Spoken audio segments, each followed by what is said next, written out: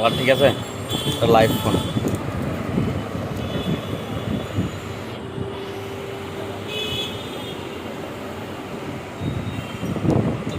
inbox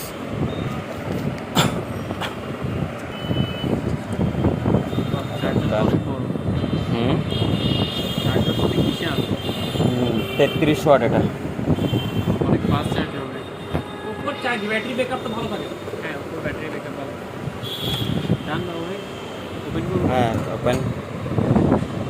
বেশি দামি check নিয়ে জানো মানে কি আমার খবরটা পুরো বেশি হারাই